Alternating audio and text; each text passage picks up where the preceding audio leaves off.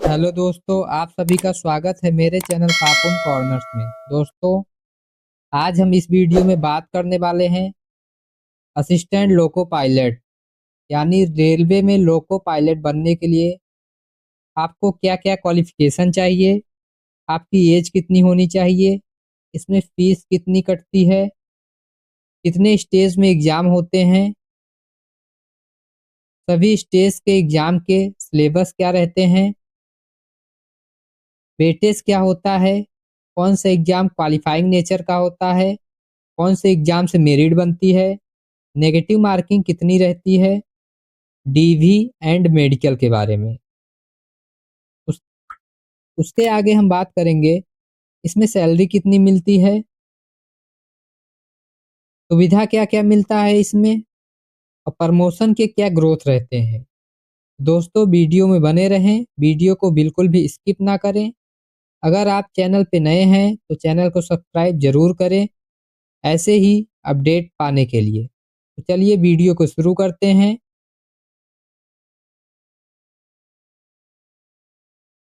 दोस्तों, loco pilot की जो पोस्ट आती है वैकेंसी में असिस्टेंट लोको पायलट नाम से आती है। यह लेवल 2 की पोस्ट है। इसकी बेसिक सैलरी जो होती है 19,900 रुपये होती है। दोस्तों, बात करते हैं एज के बारे में। इसमें मिनिमम एज 18 ईयर और मैक्सिमम एज 30 ईयर मांगा जाता है। अगर आप SC/ST कैटेगरी से आते हैं तो आपको 5 साल की छूट मिलेगी। अगर आप OBC नॉन क्रीमी लेयर से आते हैं तो आपको 3 साल की छूट मिलेगी।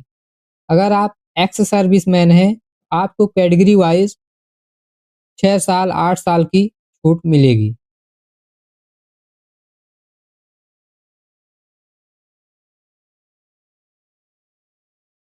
तो बात करते हैं फीस के बारे में।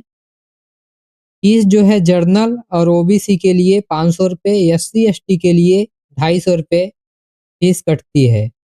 अगर आप OBC नॉन क्रीमी लेयर से आते हैं तो आपका पहला एग्ज़ाम देने के साथ जब आप पहले एग्ज़ाम में फर्स्ट स्टेज के एग्ज़ाम में बैठेंगे तो आपका 400 रुपये रिफंड हो जाएगा उसी अकाउंट में जिस अकाउंट से पैसे हटाए गए थे। अगर आप SC/ST से हैं तो पहला एग्ज़ाम देने के बाद आपका 250 रुपये पूरे का पूरे रिफंड हो जाता है, सेम उसी अकाउंट में जिस अकाउंट से आपने पैसे कटाए थे।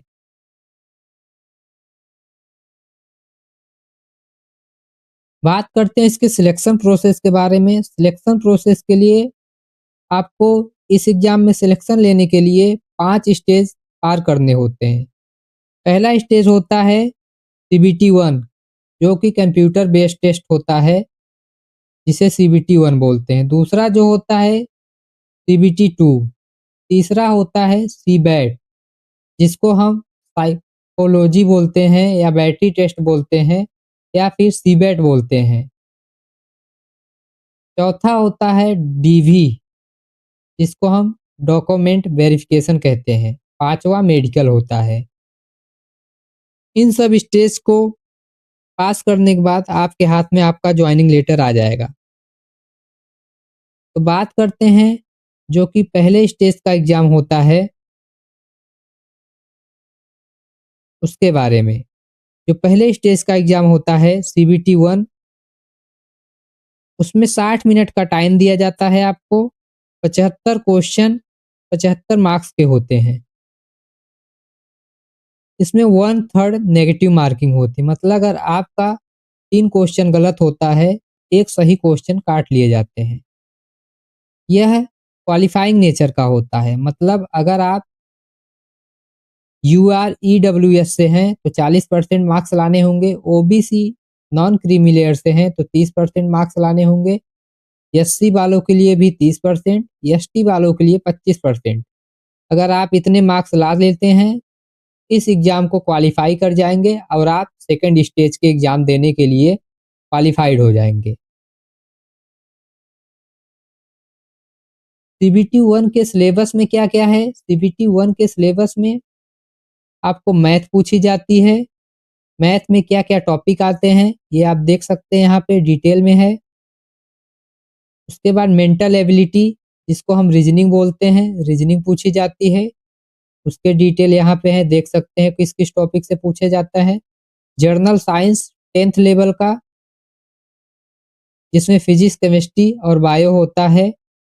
बेसिक एकदम 10th लेवल का पूछा जाता है।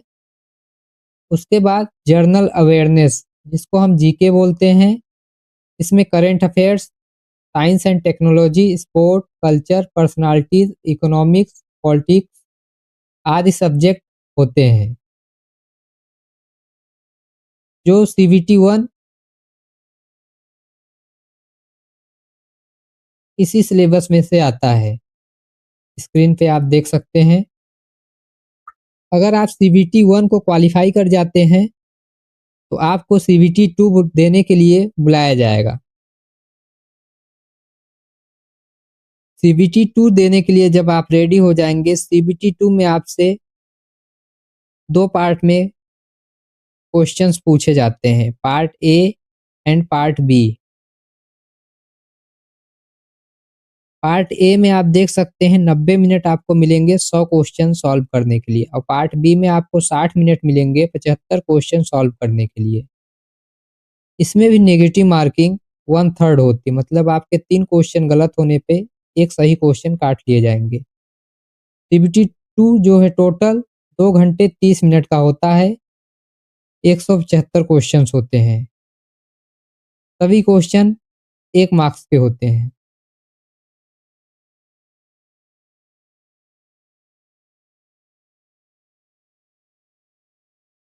सीबीटी 2 में जो भी सिलेबस होते हैं, वो सिलेबस आप देख सकते हैं। पार्ट ए में सिलेबस आपसे पूछा जाएगा, मैथमेटिक्स पूछा जाता है, रीजनिंग पूछा जाता है, बेसिक साइंस एंड इंजीनियरिंग पूछा जाएगा, जो कि आपका ट्रेड टेस्ट भी रहता है इसमें। इन सभी के सिलेबस यहाँ है। मैथ के सिलेबस किन टॉपिक से पूछे जाएंगे यहाँ पे देख सकते हैं। रीजनिंग के सिलेबस के टॉपिक ये देख सकते हैं यहाँ पे हैं। बेसिक साइंस एंड इंजीनियरिंग के सिलेबस के टॉपिक आपके सामने स्क्रीन पे यहाँ पे देख सकते हैं, ये है। यह सिलेबस जो है सीबीटी 2 के पार्ट ए का है।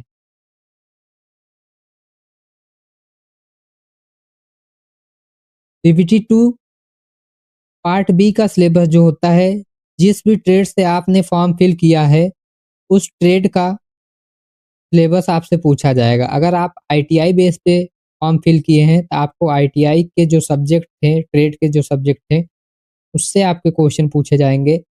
अगर आपने पॉलिटेक्निक बेस पे डाला होगा तो पॉलिटेक्निक के क्वेश्चन पूछे जाएंगे। सीबीटी 2 का जो पार्ट बी होता है वह क्वालिफाइंग नेचर का होता है, मतलब इसमें आपको पासिंग मार्क्स लाने होंगे बस। इसके मार्क्स मेरिट में नहीं जुड़ते हैं। मेरिट में आपको सीबीटी 2 के पार्ट ए के मार्क्स जुड़ते हैं एंड सीबेट के जो 30% मार्क्स जुड़ते हैं। आगे हम इसके बारे में डिटेल में बताएंगे। जब आप सीबीटी 2 भी क्वालिफाई कर जाएंगे तो आपके सामने एक नया स्टेज आ जाएगा, सीबेट, जिसे साइको बोलते हैं, कंप्यूटर बेस्ड एप्टीट्यूड टेस्ट। इस टेस्ट में आपसे क्वेश्चन पूछे जाते हैं, आपकी ब्रेन की एबिलिटी चेक की जाती है कि आपका ब्रेन कितना फास्ट, आपकी याददाश्त कितनी तेज है। इन सब से जुड़े हुए क्वेश्चंस होते हैं। तो चलिए हम आपको दिखाते हैं इसमें क्वेश्चन किस टाइप के पूछे जाते हैं। ये देख सकते हैं आपसे इसमें ऐसे क्वेश्चन पूछे जाएंगे कि जैसे इसमें आप देख सकते हैं एफिल टावर है 58 नंबर पे, रॉकेट है 69 नंबर पे, बेल है 67 नंबर पे, बम है 44 नंबर पे। ऐसा इस स्क्रीन आपको फिगर के साथ, नंबर के साथ दिखाया जाएगा कुछ सेकंड के लिए। उसके बाद आपसे क्वेश्चन पूछा जाएगा कि जो ये रॉकेट है कितने नंबर के सामने था। ऑप्शन चूज करें, ए 14 के सामने, बी 25 के सामने, सी 69 के सामने, डी 59 के सामने। या फिर एफिल टावर जो है ये किस नंबर के सामने था, ए 56 के सामने, बी 58 के सामने, सी 67 के सामने, डी 59 के सामने। आपको फिगर दिखाया जाएगा। उसके बाद ऐसे आपको सभी फिगर के बारे में क्वेश्चन पूछे जाएँगे। ऐसे ढेर सारे क्वेश्चंस आपको मिलेंगे। इसको बोलते हैं सीबेट। जैसे आप देख सकते हैं इसमें रॉकेट का पूछा है, रॉकेट 69 नंबर पे, यानी कि रॉकेट का आंसर होगा सी। जब आप सीबेट क्वालीफाई कर लेंगे, तब आपको डीवी के लिए बुलाया जाएगा, यानी कि डॉक्यूमेंट वेरिफिकेशन के लिए। डॉक्यूमेंट वेरिफिकेशन में आपसे पूछा जाता है जितने भी आपके पास सर्टिफिकेट हैं, आधार कार्ड, मार्कशीट, 10th की, 12th की, आईटीआई, डिप्लोमा, बीटेक के जितने भी आपके पास मार्कशीट हैं, सबकी हार्ड कॉपी, ओरिजिनल कॉपी सामने पेश करनी होगी। जो नाम है हर जगह सेम है कि नहीं, कोई मिस्टेक तो नहीं है, ये सब चीज़ें आपको डॉक्यूमेंट वेरिफिकेशन में दिखाना होता है। डॉक्यूमेंट वेरिफिकेशन कंप्लीट हो जाएगा, तब आपसे मेडिकल लिया जाता है। मेडिकल में, लोको पायलट में आपको प्रॉपरली फिट होना चाहिए। उसके बाद आपकी आँखें, चश्मा नहीं लगा होना चाहिए, क्योंकि लोको पायलट को हमेशा अलर्ट रहना पड़ता है, ट्रेन चलाना पड़ता है, इसलिए जिन लोगों को चश्मा लगता है, वो मेडिकल में छाँट दिए जाते हैं। मेडिकल होने के बाद फिर आपको जॉइनिंग दे दी जाती है। उसके बाद आपको ट्रेनिंग पे भेज दिया जाता है। अब बात करते हैं कि मेरिट कैसे तैयार होती है, कौन से स्टेज के एग्ज़ाम के अकॉर्डिंग आपकी मेरिट तैयार की जाती है। मेरिट जो है तैयार की जाती है, आपके सीबीटी 2 का जो पार्ट ए है, उसका 70% वेटेज लिया जाता है एंड सीबेट का 30% वेटेज लिया जाता है। इसी बेस पे आपकी मेरिट तैयार की जाती है। देख सकते हैं स्क्रीन पे। और जो आपका सीबीटी 2 का पार्ट बी होता है, वह टेक्निकल होता है, वह केवल क्वालिफाइंग होता है। इसमें आपको केवल 35% मार्क्स लाने होते हैं।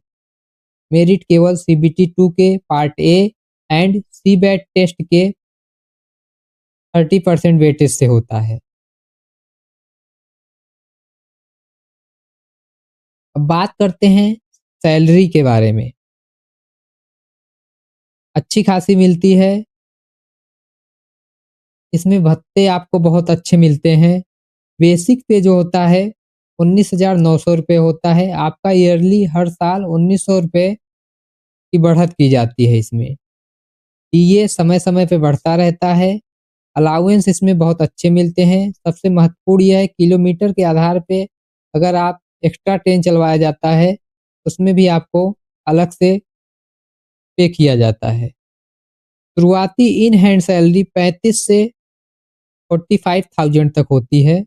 ड्यूटी के आधार पे लोगों की अलग-अलग हो सकती है। धीरे-धीरे आपकी सैलरी 4 से 5 सालों में 1 लाख के पार पहुँच जाती है। बात करते हैं सुविधाओं के बारे में। रेलवे में लोको पायलट के लिए बहुत ही शानदार सुविधाएँ मिलती हैं। रनिंग रूम मतलब ड्यूटी के दौरान आपको हर स्टेशन पे रुकने के लिए एसी रूम, खाना-पीना और बिस्तर की सुविधा मिलती है। जितने भी कर्मचारी होते हैं लोको पायलट के, उनके पूरे परिवार के लिए रेलवे अस्पतालों में मुफ्त इलाज होता है। कोई चार्जेस नहीं लगते, पूरी फैमिली के लिए।